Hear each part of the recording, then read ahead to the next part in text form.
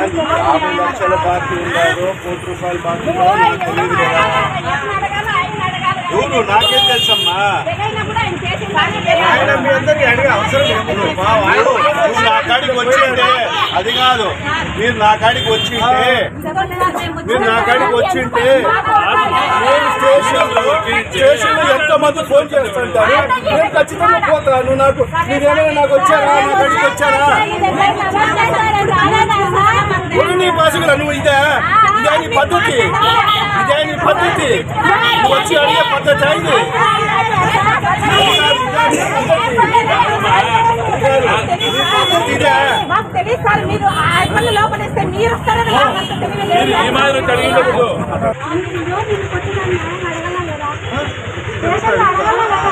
వచ్చిన తర్వాత అడగాల. ఎవరిని అడగాల?